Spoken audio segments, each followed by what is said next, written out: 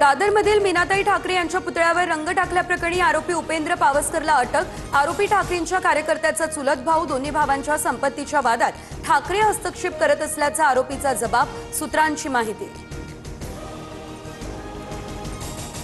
आरोपी उपेंद्र पावसकर संपत्तीच्या वादातून सतत श्रीधर पावसकर यांच्या विरोधात तक्रार दाखल करायचा। श्रीधर पावसकर बाळासाहेब ठाकरे यांचे बॉडीगार्ड होते, तर उपेंद्र पावसकर नावाच्या व्यक्तीला ओळखत नाही, श्रीधर पावसकर यांच्या कुटुंबियांचा दावा।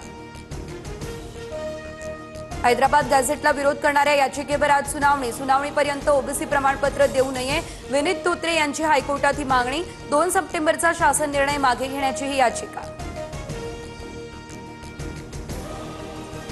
मनोज जरांगे यांचा चलो दिल्लीचा नारा, देशभरातील मराठा समाजाचे दिल्लीत अधिवेशन घेणार। हैदराबाद सातारा गॅझेटच्या अंमलबजावणीनंतर दिल्लीमध्ये अधिवेशन होणार, मनोज जरांगे यांची माहिती। बंजारा समाजाच्या शिष्टमंडळानं छत्रपती संभाजीनगरमध्ये घेतली मुख्यमंत्री फडणवीसांची भेट। हैदराबाद गॅझेटनुसार एसटी प्रवर्गातून आरक्षण द्या, बंजारा समाजाचं मुख्यमंत्र्यांना निवेदन। आमच्या हक्काचं ओबीसी आरक्षण संपवलं, ओबीसींच्या हातात काठ्या नाही तर कोयते। ओबीसी नेते लक्ष्मण हाके यांचं वक्तव्य, भर सभेत लक्ष्मण हाकेंनी दंड थोपटले। जळगाव पोलिसांनी मोर्चेकरी शेतकऱ्यांना जिल्हाधिकारी कार्यालयात प्रवेश नाकारल्यानं बच्चू कडू आक्रमक। गेट तोडत कडूंनी जिल्हाधिकाऱ्यांचं दालन गाठलं। केळी पिकांचे भाव आणि कर्जमाफीच्या मागणीसाठी हे आंदोलन।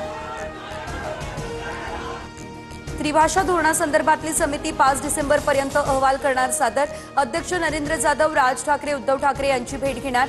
समिती मुंबई, पुणे, संभाजीनगर, सोलापूरसह 8 ठिकाणी लोकांचं मत घेणार जाणून। राज्यातील 30 जिल्ह्यांमधील 17 लाख हेक्टरवरील पिकांचं झालं नुकसान। नांदेड जिल्ह्याला सर्वात जास्त फटका। अतिवृष्टीग्रस्त शेतकऱ्यांना सरकार तातडीने मदत करणार, मुख्यमंत्री फडणवीस यांचं आश्वासन। उमेदवारांच्या समान नावांमुळे होणारा गोंधळ टाळणार, ईव्हीएमवरती उमेदवारांची रंगीत छायाचित्र लावली जाणार।